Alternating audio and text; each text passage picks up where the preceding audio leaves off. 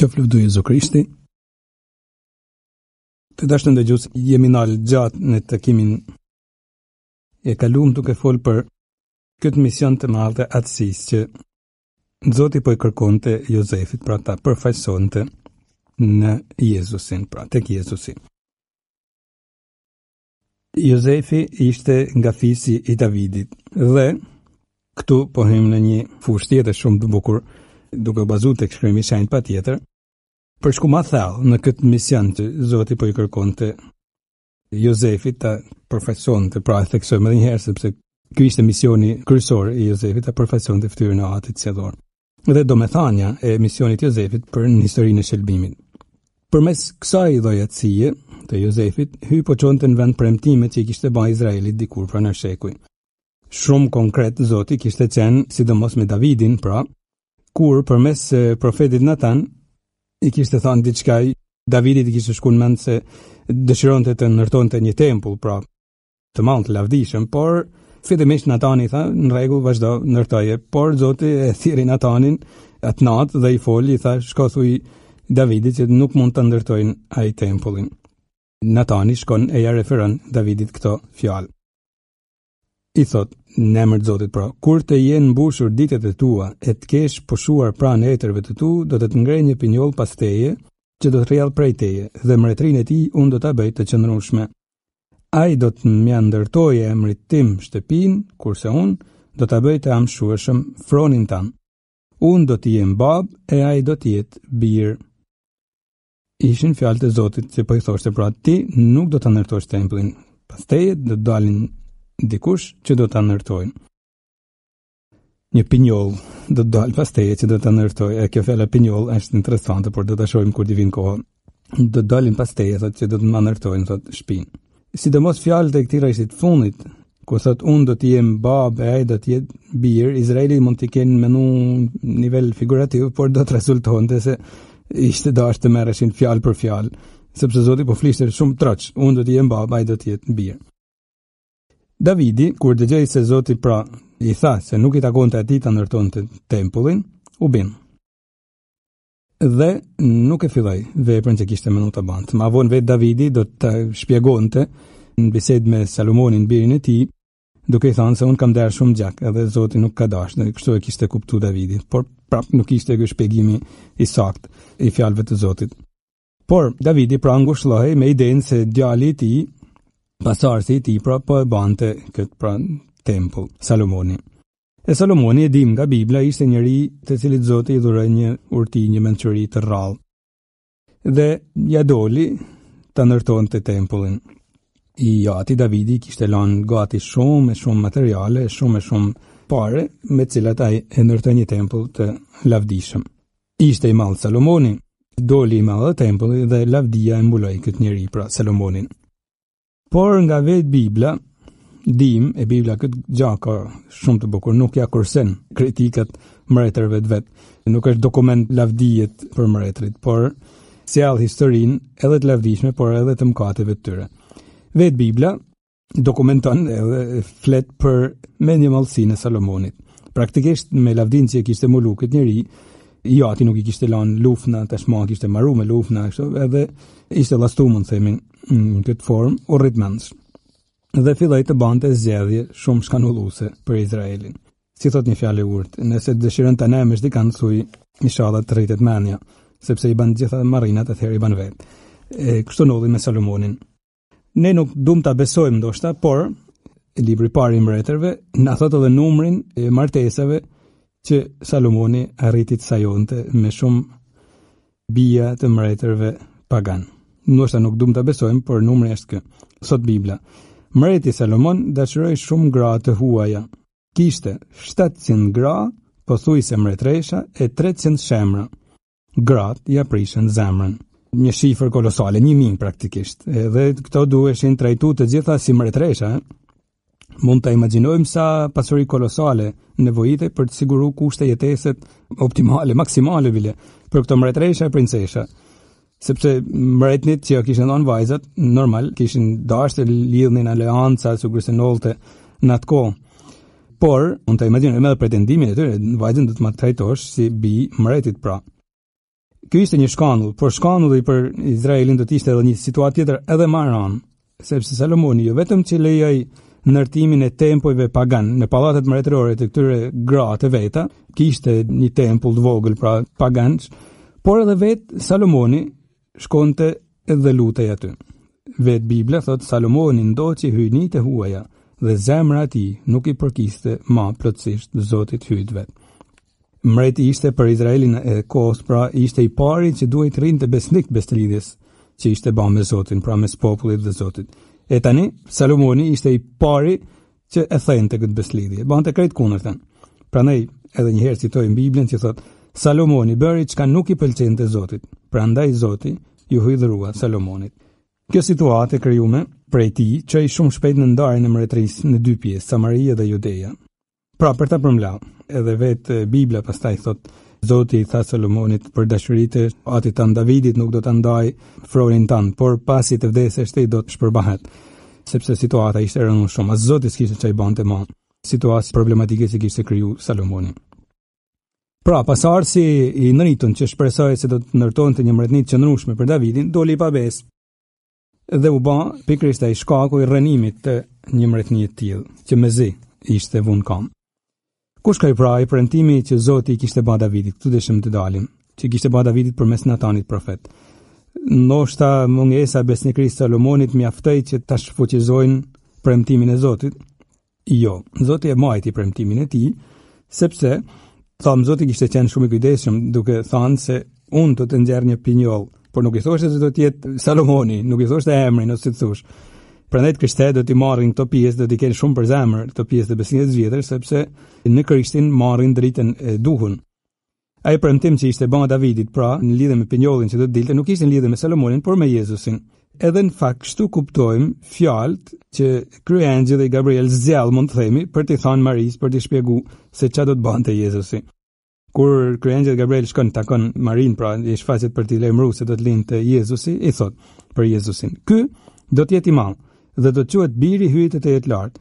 Zoti hyj do t'ja jap fronin e Davidit, atit të tij. Ai do të mbretërojë përgjithmonë mbi shtëpinë e Jakobit dhe mbretëria e tij s'do të ketë mbarim." Pra mbretëria e tij s'do të ketë mbarim. Pra as dash një kryengjëll që të vinë për të na shpjeguar ato fjalë që Zoti i kishte thënë Natanit për t'ia përcjell Davidit, pra në Beslidhjen e vjetër. Edhe mbretëria që do të ishte e qëndrueshme, s'do të ketë marrim është në lidhje me Jezusin. E themi edhe tek besojma. I kemi për zemër në krishterët këto fjalë të kryengjit Gabriel, pra mbretëria e tij nuk do të ketë marrim, i themi sa herë që themi besojmën. Jezusi e jo Salomoni ishte pinjolli i premtuar prej Zotit. E Jezusi do të quhej biri i Jozefit dhe përmes kësaj lidhje të veçantë me Jozefin, Jezusi do të quhej edhe biri i Davidit, pra si thosh, sot falënderes Jozefit nëse e quajnë biri i Davidit. Këtë titull e kishte vetëm fal Jozefit, jo fal Maris, por fal Jozefit. Edhe Jozef, biri i Davidit, kështu i drejtohet në ëndër engjëlli kur i foli Jozefit për t'i lajmëruar, pra se foshnia që ishte zanë krahërojnë e Maris ishte për vërtet të Shpirtit Shenjtë.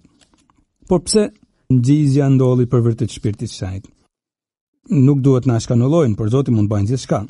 Zoti mund kishte bërë që Jozefi ishte edhe ati biologjik i Jezusit. Jo, po nuk mund të ishte sepse ishte me mëkatin origjinal. Mund të kishte bërë që të ishte pa mëkatin origjinal, patjetër, se zoja duhet të ishte pa mëkat origjinal, sepse Zoti s'mund të përzihet me mëkatin, atëherë mund bante që edhe Jozefi të ishte pa mëkatin origjinal. Por fakti që nuk e ka bën, këto janë supozime, por fakti që nuk e ka bën, pra Zoti këtë zgjedhje ka dashur të jetë një ngjizje për vërtet të Shpirtit, sa ai duhet na bëjnë të mendojmë. Duhet na bëjnë të mendojmë edhe shumë bile. Kjo nuk është fantazi, kjo është teologji, sepse Zoti ka dashur në farë mënyre të tregojnë se mbretëria që do sillte Jezusi nuk është vepër njerëzore, por dhuratë hyjnore. E njerëzimi nuk kishte as pse të krenohej, as pse të dëshpërohej. Po e shpjegojmë më një herë çfarë do të thotë. Por theksi është këtu. Zoti dëshironte të bante të kuptonte se mbretëria që po ndërtonte Jezusi ishte dhuratë prej së lartit, ishte vepër e Zotit. Kjo është kryesorja. Pastaj mund të kenë arsye të tjera, patjetër që edhe teologët e tjerë mund t'i kenë thënë, mund t'i thojnë, duhet t'ia lëmë studimin secilit prej nesh këtë pikë. Por është dhuratë prej së lartit. Edhe kjo është forca e vërtetë e kësaj mbretërie që po themelonte Jezusi. Pra, për të mos u krenu ka një anë, pra njeriu nuk kishte pse të krenohej. Davidi nuk mund të krenohej për mbretërinë që Zoti i kishte premtuar. Davidi ose pasardhësit e tij nuk mund të krenohej, nuk mund të thoshte e kemi arrit me forcat tona. Jo, e kemi marrë dhuratë nga Zoti. Edhe këtu duhet të ndalemi, sepse zbulesa që Zoti na ka dhënë nuk është një dakordsi mes nesh. Edhe forca e të krishterëve, forca jonë, si të thosh. Por është një dhuratë prej lartit, edhe asaj dhurate duhet i hapemi, ose të mos i hapemi, i bim mohit. Por thosh pra, kërkohet hapja me mirënjohje ndaj dhuratë që Zoti ka bërë. Është marrë ashtu, nuk mund të thotë dikush pse ju të krishterët keni këto detaje, kështu i kemi marrë. Pikë, janë dhuratë prej Zotit. Por nga ana tjetër, nëse shpëton nga krenaria, kjo dhuratë shpëton edhe nga dëshpërimi, e tham, sepse kjo mbretëri prej Krisht është e Zotit, e jo e njerëzve, do të ishte e përhershme, nuk do të mund ta mposhte askush. Në Veprat e Apostujve është një detaj shumë i bukur, edhe i imshëm patjetër, sepse tregon se si kishin filluar tashmë persekutimet për ndjekjet e para ndaj apostujve dhe ato antarët e Këshillit të Lartë tërboheshin se si ka mundësi që apostujt i torturonin, i burgosnin ato sa u jepej rasti del më një herë e predikonin, ose apostujt të tjerë, ose të krishterët e tjerë që kishin filluar të afroheshin pra atyre, nuk po dilin ta mbillnin gojën. Dhe gjatë një mbledhje që po banin antarët e Këshillit të Lartë, një rabin i mençur me emrin Gamaliel, edhe thot këto fjalë: O burra e Izraelës, shporruni këtyre njerëz dhe lini të shkojnë, sepse në qoftë se ajo nisëm është vepër për njerëzve, do të mbarojnë, por se në qoftë se vërtet vjen prej hyjit, s'do të mund ta zgjesoni. S'do të mund ta zgjesoni, domethënë e keni luftën kot në qoftë se vepër e Zotit. Në qoftë se vepër e njerëzve, mos keni frikë se bjen poshtë vet, sikur se Salomoni që e vuri pastaj shpresën e vet vetëm te kurtia vet, jo tek hiri i Zotit. Por nëse prej Zotit nuk mund ta zgjesoni.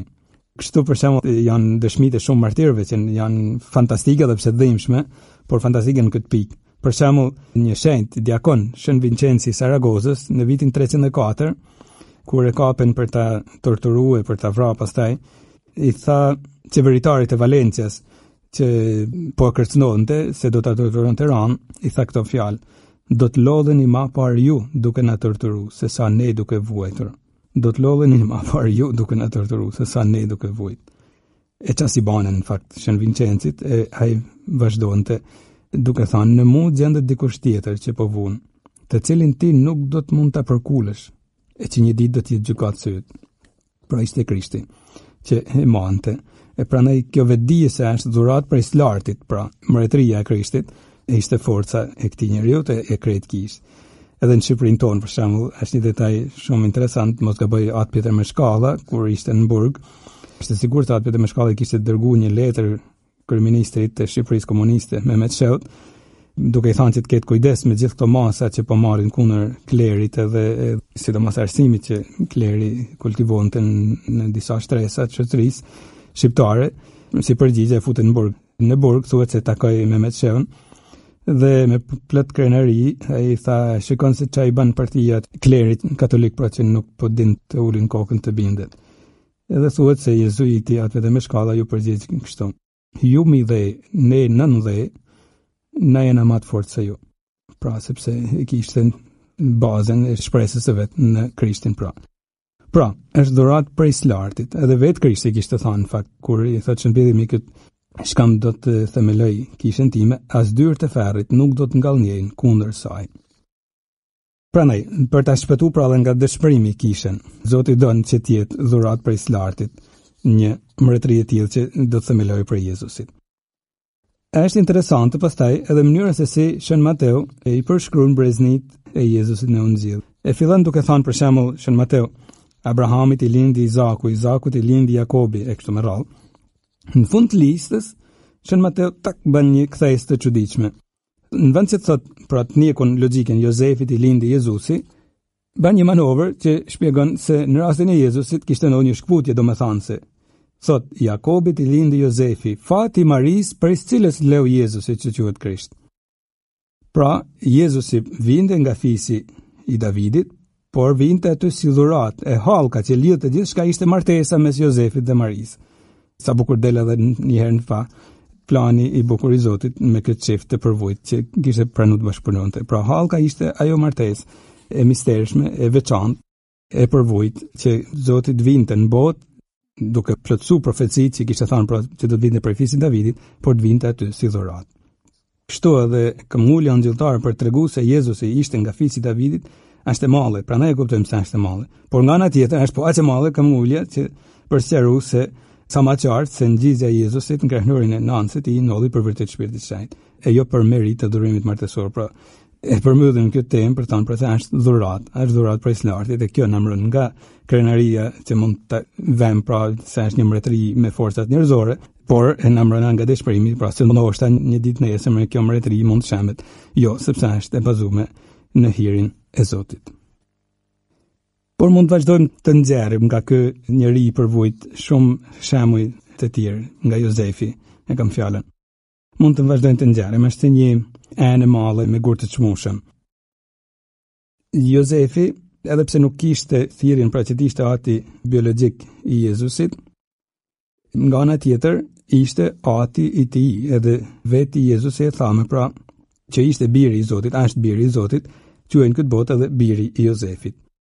Në rrot parë e theksu më sipër që ishte falmartes me Marin, por ka edhe një arsye tjetër. Jozefi ishte ai që ndihmoi në mënyrë vendimtare në rritjen e tij Jezusin dhe ta mbronte në mënyrë vendimtare nga rreziqet e ndryshme. Sikur se çdo prindi i duhet një herë ta lindin fëmin në këtë botë, e mandej ti përjetojnë edhe herë në shpirt shumë herë tjera dhimbjet e lindjes, ashtu ndodhi edhe me Jozefin. Zoti nuk e kërkoi aftësinë biologjike, por këtë aftësinë në shpirt ja kërkoi edhe fort bile. E theksoj, pra, çdo prind në këtë botë, jo vetëm e lind një herë fëmin, por e lind disa herë në shpirtin e vet. Edhe po nalemi pak më gjatë në këtë pikë, se është shumë e bukur e shumë e dobishme për ta kuptuar gjithë prindet e kësaj bote. Po ta mendosh, thamë, prind besnik nuk është ai që thjesht të lind, por ai që të rrit. E të rrit duke të rilind në shpirt disa herë. Imagjinoni për shembull vështirësitë që kanë shumë prind për të siguruar bukën e përditshme. Edhe fëmia më që nga një herë i thonë, unë kam marrë këtu me forcat e mia, e po tregoj se çfarë forca, sigur mos ishte shqetësimi i përditshëm i prindit për të siguruar bukën e përditshme, veshmalljen, shkollën, përballimin e smundjeve, shpenzimet kur vjen fejesa, martesa e gjithë këto me radhë.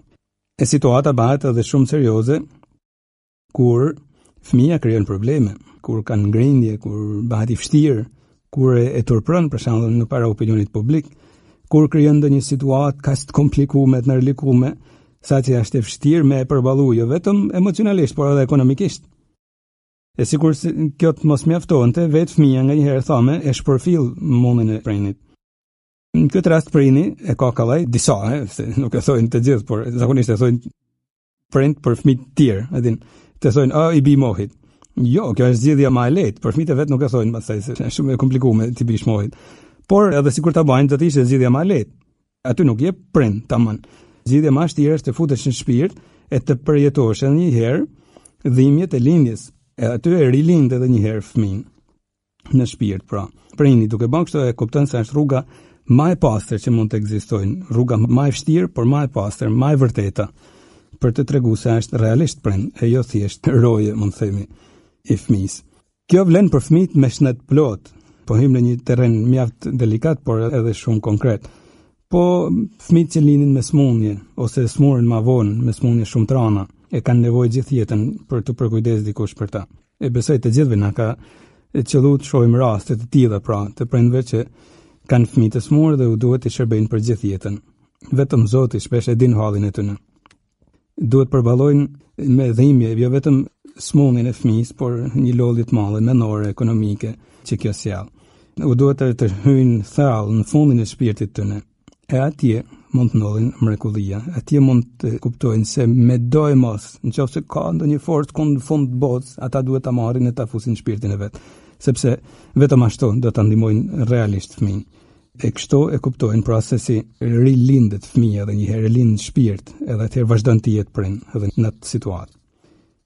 Linja e fëmijës në shpirt shpesh krijon dhimbje shumë më të forta se linja biologjike tek nanat për shembull, por vetëm duke e përballuar këtë dhimbje, e këtu bashkojnë nana e baba, zbulojnë identitetin e vërtet edhe ngushëllimin e Shpirtit Shajt. Këtu i ngushëllon, sepse zgjedhjen të jenë prej aty Shpirtit Shajt i thotë po, kjo është ajo që duhet bani. Dhe i ngushëllon, gjejn forcën, s'dim gjatë nganjëherë se si e gjejn, por e gjejn, këtu është Shpirti Shajt, duke shkon me pushim me Shpirtin Shajt. Bile pushon në këtë formë, duke ngushëllimtar, e quajmë shpesh në traditën e Kisë, Shpirtin Shajt.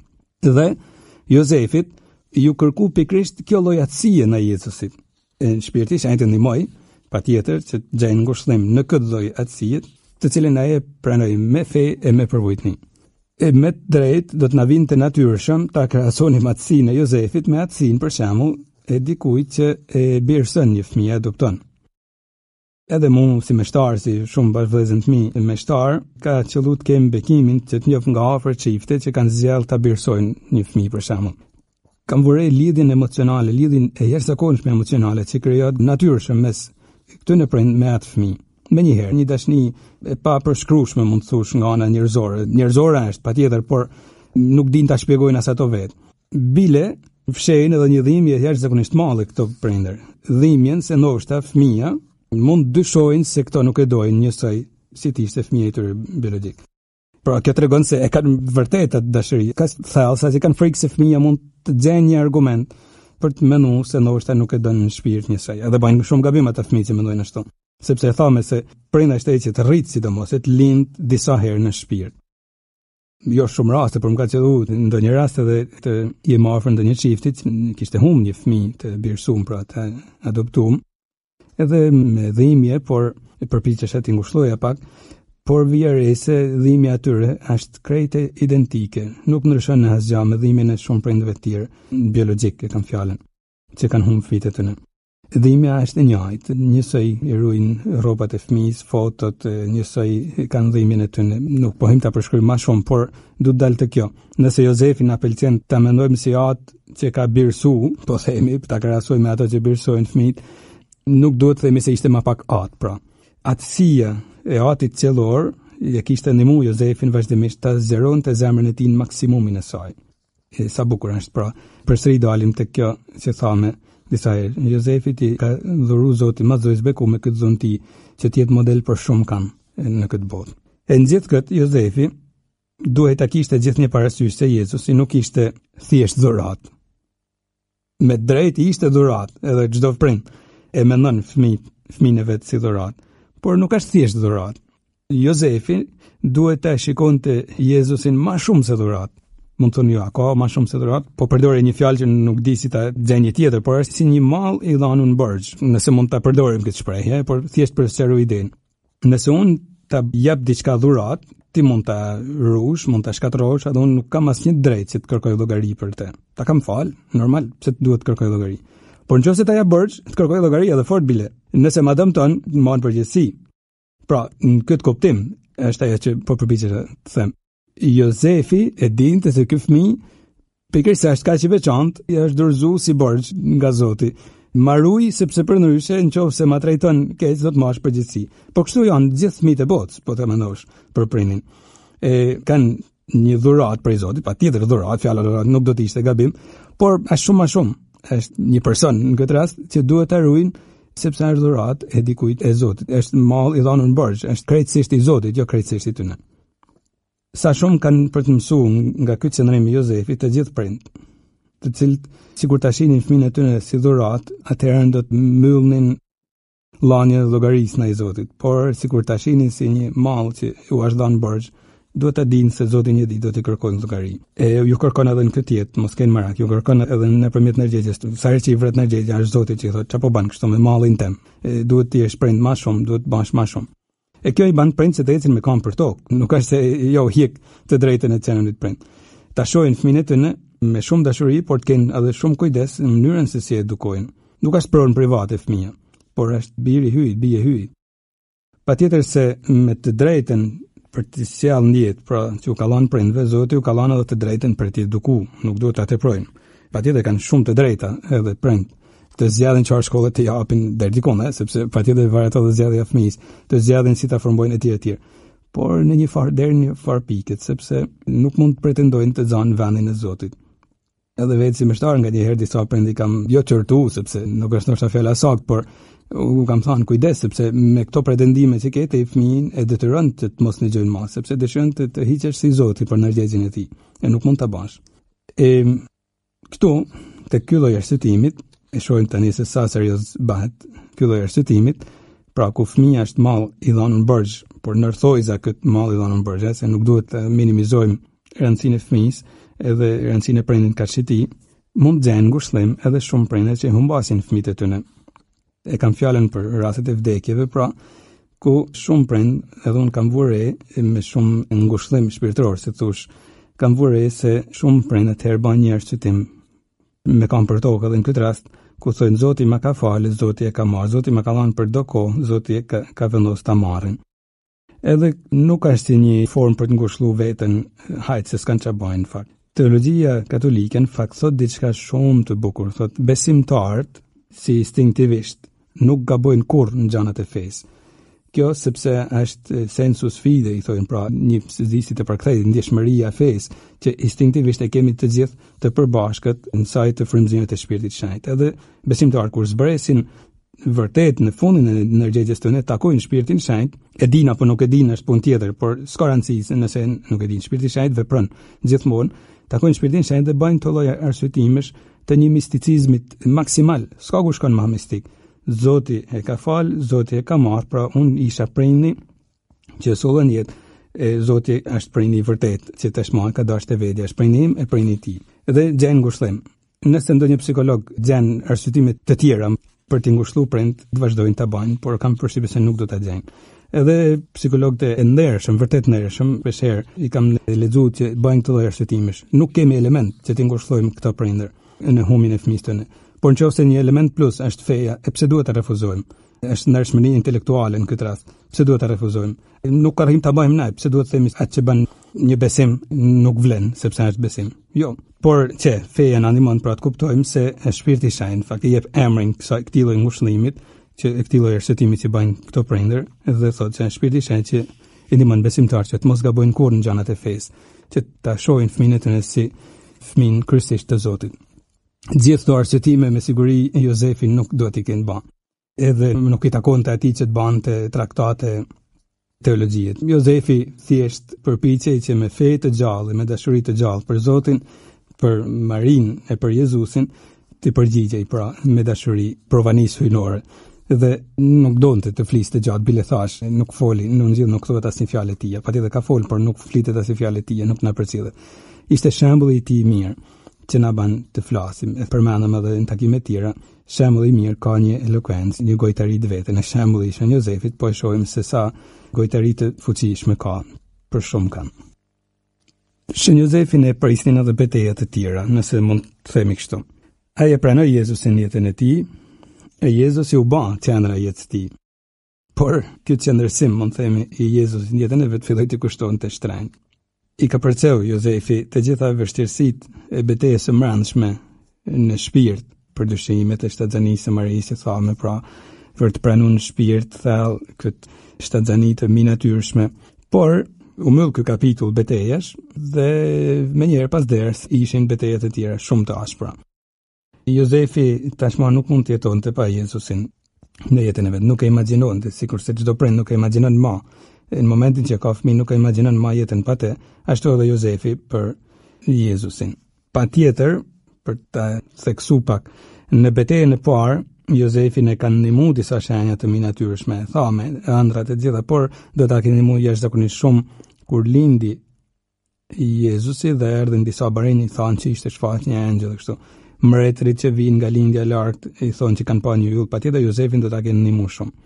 Por ky kapitulli tjetër që po vinte i betejave ishte shumë i komplikuar, sepse do të kishte më pak shenja Jozefi.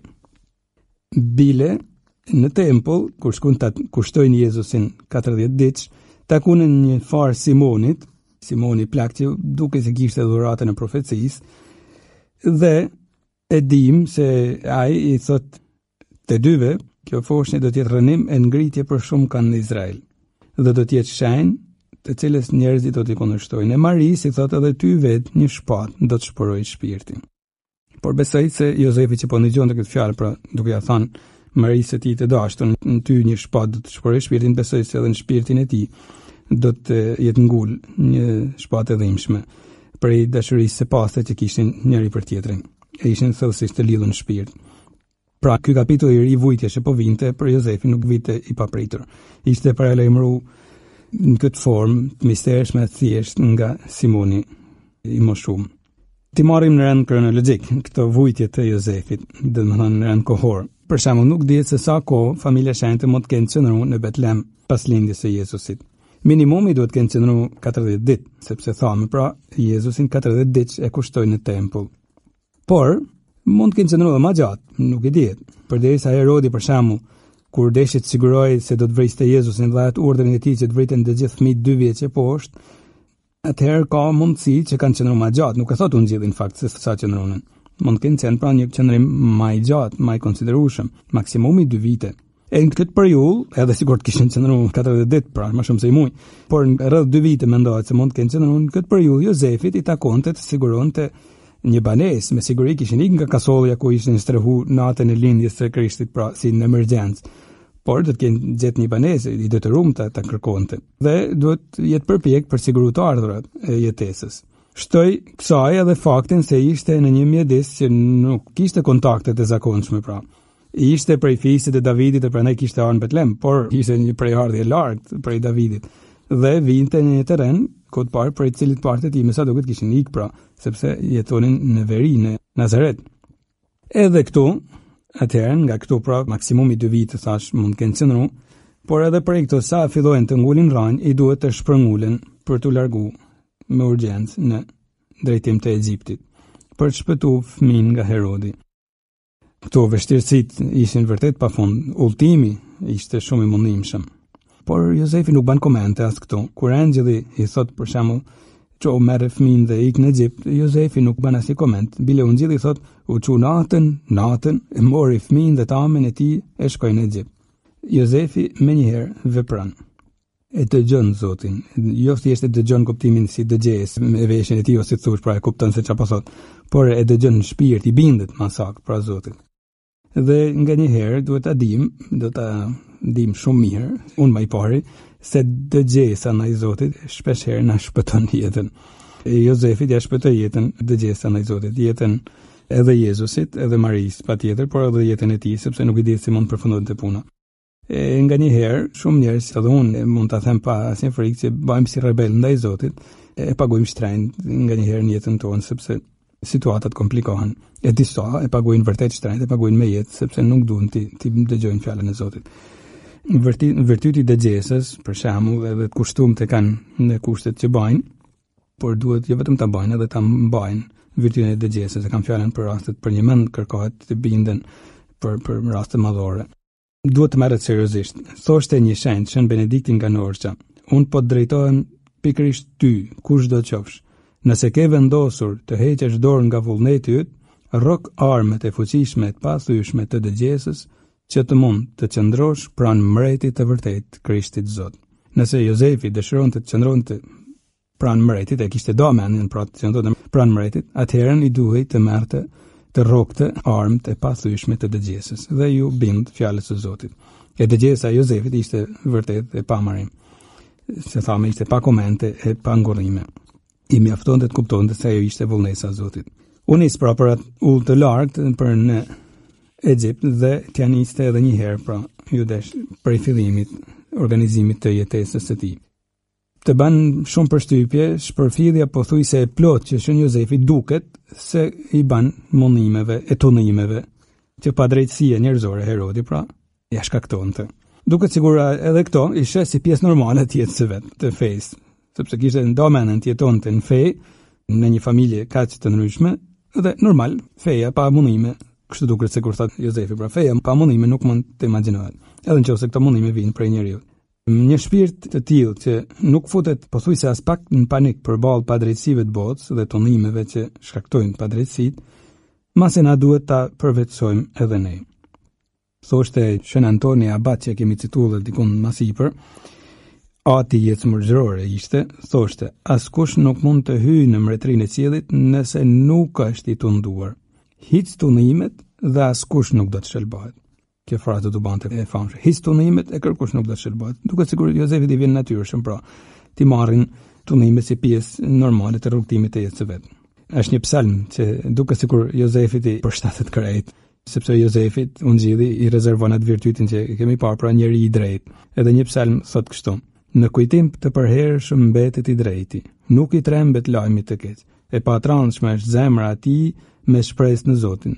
Të fortë e ka zemrën, nuk do tremet. Armiqtë vet i ban asgjë. Tepër bukur, armiqtë vet i ban asgjë, jo se Jozefi kishte këto mendime pra krenariet, por i qunë si natyrshëm që duhet të hiqë keq për të qenë afër mbretit, pra që është Krishti. Këtu delin pa, mund ta mendojmë edhe sikur ta imagjinojmë fjalë imagjinojmë nuk është më vend sepse s'kemi pse të imagjinojmë shumë, mjafton të marrim tekstin ungjillor, por t'i vëmë përbërj njëri tjetrit Jozefin dhe Herodin. Mund të imagjinojmë këtu përballë nesh, përballë syve tanë njërin edhe tjetrin. Çfarë kontrasti të fortë kanë këto njerëz në personalitetin e tyre. Jozefi me fenë e tij e me pastërtinë e tij hidhet në mbrojtje të jetës. Këtë merr si rrugë, e mbron jetën, duhet ta mbroj jetën e Jezusit, Marisë, unë duhet bëj gjithçka për ta shpëtuar jetën. Herodi me personalitetin e tij vetëm vrasje din të bajnë, e nuk u përton as pak vrasjeve. I shpëton Jezusi, por nuk i shpëtojnë 10 fëmijë të tjerë në Betlehem. Në këtë përballje mes Jozefit të drejtë dhe Herodit mizor, po nollte, ashtu siç thot libri Fjalëve të Urta, në lidhje me ndryshimin që ka njeriu i drejtë me njeriu në keqbërës. Thot libri Fjalëve të Urta, puna e të drejtit është për jetë, kurse bakeqi prodhon mëkat. Puna e të drejtit është për jetën, kurse bakeqi prodhon mëkat. Në këtë rast Herodi po prodhonte vrasje, sepse donte ta zhdukte jetën, që vetë Jezusi do të thoshte unë jam ulla e vërteta dhe jeta. Herodi përpiqet ta zhdukte. Arsyeja e këtij veprimi kaq mizor të Herodit ishte frika ndaj asaj që ai kishte mësuar nga dietarët që kishin ardhur nga lindja e largët. E këta kishin shkuar në Jeruzalem duke kërkuar informacion mbi lindjen e Jezusit dhe si patkeq kishin filluar të pyesnin për Jeruzalem, pra ku është foshtja e lindur që do të bëhet mbreti i judenëve? E tang trunin e Herodit ndezet një llampe e caktuar. Dikush dëshiron të mrozojë nga froni.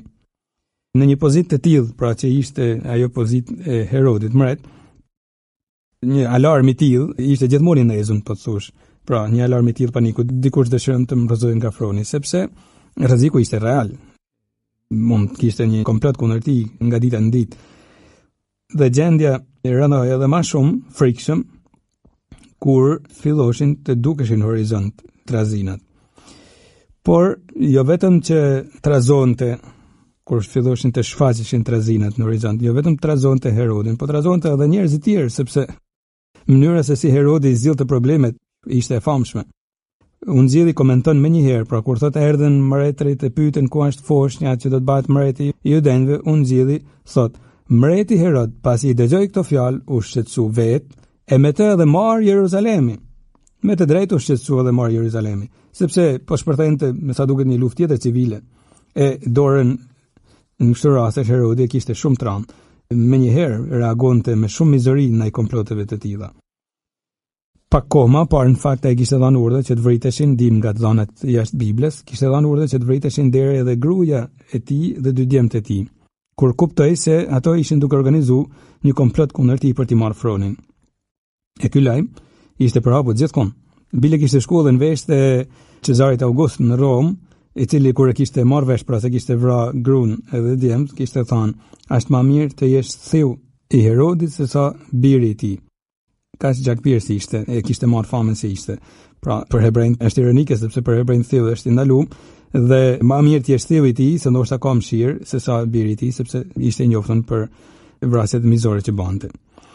Por nga ana tjetër, Herodi nuk ishte budall, ishte një diplomat shumë i shkallët. Është interesante të dim se ai sunoi në Izrael për rreth 41 vite. E gjatë kësaj kohe jetoi në paqe pa luftë, pra, për rreth 30 vjet, që ishte shumë për atë kohë. Për rreth 30 vjet, edhe i solli Izraelit një begati të madhe ekonomike. Pas vdekjes së tij, edhe armiqtë e tij do ta pranonin se si ja ka bën, pra, për të qenë 30 vite pa luftë. E admironin për këtë arritje të tij. Ç'a na bën të mendojmë kjo? Pra një njeri nga njëra shumë diplomat, nga ana tjetër edhe shumë gjakpirës. Kjo botë është plot me njerëz të cilët dinë të majnë ndur frente ngatërrume të drejtimit të popujve, dinë, e kanë këtë aftësi të jashtëzakonshme. Por nga ana tjetër, nuk janë në gjendje të njohin ulët e përvujta e të nënshme të dashurisë për njëri tjetrin, sidomos për të pafajshmit. Nuk dinë të shohin të ullë, pra, se ku i ftojnë të shkojnë të ullë të dashurisë. Verbrin e shpirtit, që e shtynte të vriste lehtësisht jetën, Herodit ja provokon të urrejtja, mizoria, egoizmi pakufishëm dhe ateizmi praktik. Nuk e mohon të Zotin, por praktikisht ishte ateist, s'do të dinte. Përballë tij është Jozefi, të cilit dritën e syve, mund themi që e shtynte të mbronte jetën, ja sillte dashuria e pastër, dhurimi pa interes, mëshira, feja gjallë në Zotin. Prandaj thash do të ishte bukur sikur t'i vëm përballë Herodin dhe Jozefin në këtë rast për të pasur ka cëlan dëshirojmë të zgjedhim të jemi. Nuk mjafton nga një herë urtia njerëzore, jo nga një herë, por nuk mjafton nga dikur, sepse na duhet urtia që vjen prej Shpirtit të Shenjtë për të zgjallë të bukurën, të zgjallë jetën, për të zgjallë dashurinë në jetë e sakrificën. Përndryshe, mund zgjallim të bëjmë si Herodi. Prandaj për shpirtëria e Akis e ka zhvilluar në shumë litani, janë të bukura litanit kushtu dhe Shën Jozefit, fal këtij tipari të Jozefit, pra që e shpëton Jezusin nga Herodi, edhe sistematikisht e shpëton, pra hidhet në mbrojtjet e Jezusit, i ka kushtuar një titull shumë interesant, Tmerri i djajve. Pra Herodi me krenarinë dhe egoizmin e tij thuri plane djallëzore që të synonte zhdukjen e Jezusit nga bota. E Jozefi, me dëgjesin e tij ndaj Zotit, ja shkoi huç ato plane. Kemi shumë për të mësuar këtu, sepse edhe kisha na mëson se shenjtë të vazhdojnë edhe nga parajsa atë dhurat që kanë pasur në këtë botë, pra për të shku huç planet e djallit. Jozefi në këtë rast, pra mund të themi se është pajtor tamam në këtë pikë, është pajtori i vetëm, pra ndër njerëzit, është Shën Hidhi Kryangjill, pajtori i kishë universale, krejt kishë, pra për të animu kishën që të mos e imagjinojnë veten pa Krishtin, jo ta mbrojnë kuptimin, ta mbrojnë me shpatë, por të dinë të gjarin huç kurthet e djallit ose të atyne që djalli përdor për ta zhduk Krishtin nga bota. Shpesh herë në këtë botë janë shfaq lidera që kanë thurë plane se si me shumë gjaktësi dhe plane afatgjate për ta zhduk Krishtin nga bota, me dhunën e tyre ose me indiferencën e tyre, me dinakrit e tyre. E ndoshta në këtë raste duhet kisha edhe më shumë ta kërkojnë ndërmjetësinë e Shën Jozefit, që na napin Zoti dritën me ndërmjetësinë e tij se si të xherrim huç synimet e djallit që kërkon, pra si Herodi, kërkon ta zhdukin Krishtin nga bota. Nëse kjo vlen për krejt kishën, vlen edhe për shpirtin tonë, në jetën tonë personale, në miniaturë, pra, kur takojmë njerëz që dëshirojnë të na heqin Krishtin nga zemra, ose me joshe ose me kërcënime, ndoshta në heshtje aty mund t'ja drejtojmë një lutje Shën Jozefit që të na ndihmojnë ta napin Zoti dritën e nevojshme për të shmangë këto lloj tunimesh. Kur Herodi deshi ta vriste Jezusin, Shën Jozefi tashmë ishte lidh shumë me Krishtin e thamë, nuk e imagjinonte jetën më apatë. Edhe ndoshta edhe aty në qiell me shumë qefa i ndërmjetson që të na napin Zoti urtin, nëse ne nuk e imagjinojmë më jetën pa Jezusin, të na napin urtin se si të nxjerrim huç tunimet e tilla. Edhe patjetër, thash, ai do ta bajnë me shumë qejf për Lumnis Parizit. Shën Jozefi. Pra edhe këtu edhe një herë, pra shohim se sa bukur Zoti ka dhënë këtë dhuratë që të jetë model në shumë pika këtij shenjti. Por ikja në Egjipt e Jozefit me Marin, me Jezusin në mesin e tyre, duhet këtë qenë e vështirë. E vështirë rruga, e i vështirë qëndrimi atje. E i vështirë edhe kthehemi pastaj në Nazaret. Gjithë këtë Jozefi e bante vetëm për dashurinë e Jezusit dhe të Marisë. E atje nuk njete askan, bile as gjuhën, mund të themi ndoshta. Edhe të vetmit njerëz pra që njete ishte Jezusi dhe Maria. Edhe këtu komunikonte vetëm me ta. Për momentin, pastaj do të thurte avash kontakte të tjera. Sa shembull i bukur ashtu Jozefi për shembull për shumë misionar që kanë një dëgjesë bijsore ndaj thirrjes që Zoti u bën nëpërmjet e provave të tyre që shkojnë për shembull në vende të largëta. E atje nuk njohin askan ndoshta për momentin. Emrat e vetëm që njohin janë Jezusi dhe Maria, edhe Jozefi në këtë rast. Sikur se Jozefi me Marin, me Jezusin që janë për dashuri ti kanë ditë pastaj të thurin edhe atë rrjetin e natyrshëm të kontakteve njerëzore, kështu edhe këta misionar me Jezusin që janë mësojnë të thurin me shumë durim edhe kontaktet me vendasit. Por bëhet shembull qëndërësimi i Jezusit në jetën e tyre, pra nuk duhet ta shohin si çuditshme të kenë vetëm Jezusin si qenar të jetës tyne, edhe ndoshta për shumë kohë, jo për pak kohë. Sa bukur këtu bëhet edhe shembull model kontaktesh mes kulturave. Pra Jezusi nuk vjen të bëjnë zhurmë kur fillon të krijojnë kontaktet me vendasit, nuk fillon të bëjnë zhurmë me thjeshtësi absolute. Familja e shenjtë, pra me thjeshtësinë e saj, mëson dashurinë edhe bashkëtesën edhe mes popujve, pavarësisht historive që kishin mes tyre. Për shembull, historia mes Izraelit e Egjiptit ishte në besimin e vjetë e dim shumë mirë se sa konfliktuale që ishte. Edhe aty në heshtje familja e shenjtë bëhet model pra kontakteve që mund të thuren pavarësisht propagandave që bën politika. Në Egjipt familja e shenjtë mund të kenë qëndruar vetëm pak vite, ndoshta 2 vite mendohet. E shën Mateu këtë mërgim të tyne e shef me një sy teologjik. Mërgimin e birit të Zotit pra nga Izraeli në Egjipt dhe kthimin prej atje e komenton me këto fjalë. Shën Mateu. Banoi thot pra Jozefi me Jezusin e Marin, banoi atje derisa vdiq Herodi që të plotësoj fjala e Zotit, nga Egjipti e thira birin tim. Edhe Jezusi pra është dashur ta përshkonte atë ecje të mundimshme në përshkretin, sikur se pat përshku dikur populli i zgjedhën i Izraelit. E në këtë ecje të Jezusit pra të mundimshme, Jozefi e Maria i bashkohen në mënyrën më të ngushtë këtu mbi tokë. Është një ull kryqit që Jezusi po përshkon dhe Jozefi e Maria i bashkohen atij. Ka filluar rrugën drejt kryqit Krishti. Kjo shpjegon edhe një mister në fakt, po ta mendosh, pse Zoti për shembull shpëtoi vetëm Jezusin e nuk shpëtoi fëmijët e tjerë, nuk bani diçka që të shpëtonte fëmijët e tjerë në Betlehem. Nuk po shpëtonte për të shmang prej kryqit, por për të përshkuar Jezusin një ull ndryshe kryqit për shëlbimin e botës.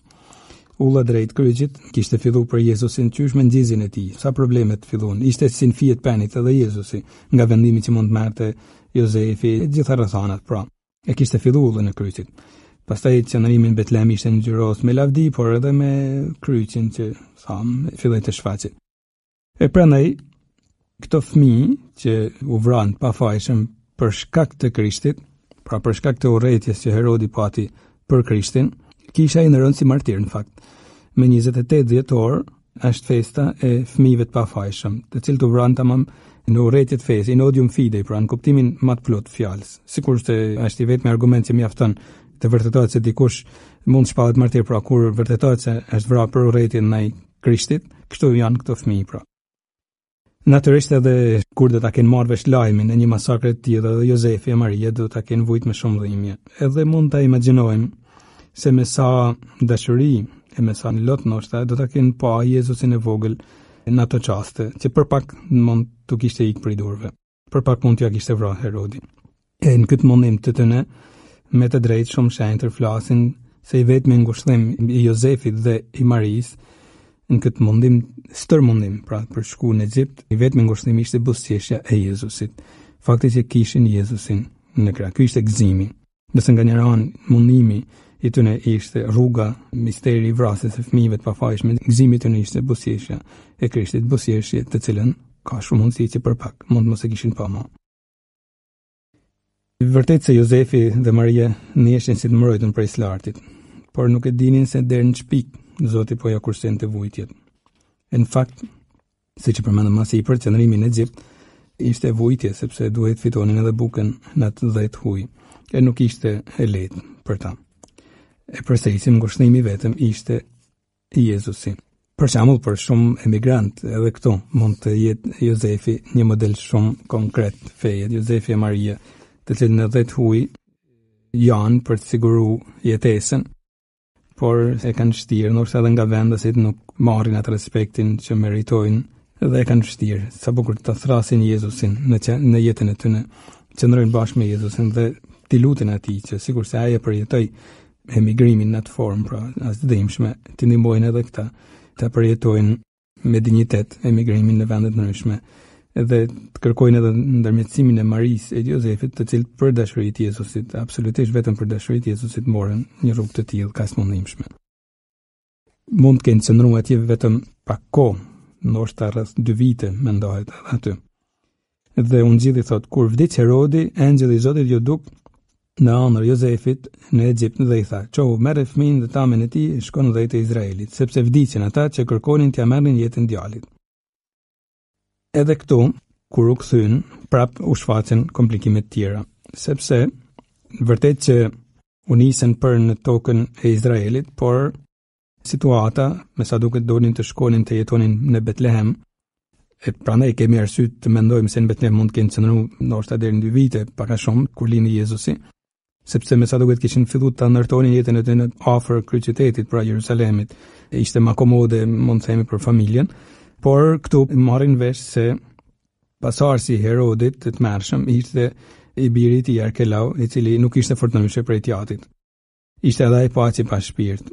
Kultura e luftës, e vrasjes, e varfrimit popujve, mirërisht mund të trashëgohet nga brez në brez. Shumë diktator vinë nga që kanë trashëguar nga prindit e tyre ose nga paraardhësit e tyre një kulturë vrasje. Sa shumë ndryshe do të predikon te Krishti, pra kur do të thoshte duhet të falim 70 herë 7 herë. Nuk e ka thënë kot Krishti atë përgjigje, sepse i përgjigjet një detajet në Bibël, ku njëri prej pasardhësve të Kainit thoshte, nëse për Kainin është marrë hak 7 herë, për mu, kush fyn mu, do të hakmerrem ndaj tij 70 herë. Jezusi nuk jep një përgjigje kot kështu, fantazijet, por shkon merr atë fjalë të atij pasardhësit të Kainit dhe thot, jo vetëm që nuk duhet të hakmerremi 70 herë, sepse shikoni, Kaini ka vrarë vllain, edhe pasardhësit e tij fillojnë të mendojnë se duhet vrasin edhe më shumë se sa Kaini. Jo, duhet të falim 70 herë 7 herë. Pra, të përcjellim në botë jo kulturën e vrasjes, e dakmarrjes, e varfrimit popujve, por kulturën e faljes, e dasnisë, e vetpërmbajtjes, dialogut mes popujve. Por Jozefi dhe Marisio deshte përballeshin thash me këtë mister, nuk është fort mister, por me këtë realitet të trashëgimit të dhunës që kishte ndodhur, pra të vrasjeve, mentalitetit vrastar që kishte ndodhur mes Herodit dhe Arkelaut. Dhe prandaj të mësuam edhe këto në anër prej Zotit, sepse pa fajsinë e tyre nuk arrinin ta mendonin se mund të ishte kaq serioze situata. Të mësuam në anër shkuan në krahinën e Galiles dhe zunë vend në Nazaret.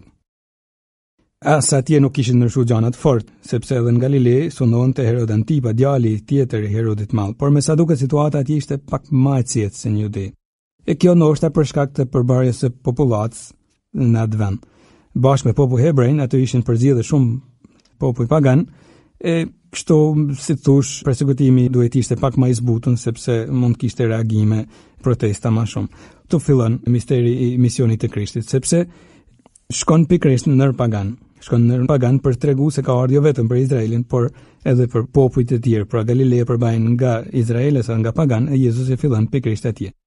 Vërteton kështu, edhe përfundojmë këtë takim të tonin edhe për sot, vërteton kështu atë që Shën Pali të thoshte, pra duke thënë se Krishti ka ardhur qoftë për pagant edhe për Izraelin, pra sot ka ndërtuar një popull të vetëm. Sot Shën Pali, Krishti është paqja jon, ai që prej dy popujve bani një, e përmysi murin ndarës. Dhe Jozefi Maria i bashkohen këtij misionit të Krishtit, nuk i dinin gjitha këto gjëra, por do t'i shohin pak nga pak në ndritjen e fesë, patjetër do t'i shohin plotësisht vetëm nga lumnia e Parizit. Ne kemi dhuratën që fal dëgjesë të ne, ta shohim se si Zoti arrin ta udhëheqë historinë, edhe pse me dhimbje, pse me vështirësina, ta udhëheqë gjithsesi historinë. Ka shëlbimi, si të thosh, pra ka misteri i madh i shëlbimit që ka sjell biri i Zotit i bam njeri. Por ma gjatë do t'i shohim takimet e tjera. Tani me ndërmjetësinë e Shën Jozefit marrim edhe një herë bekimin prej Zotit. Ju bekoft, hyj gjithë pushtetshëm, Ati, e Biri, e Shpirti i Shenjtë. Amen.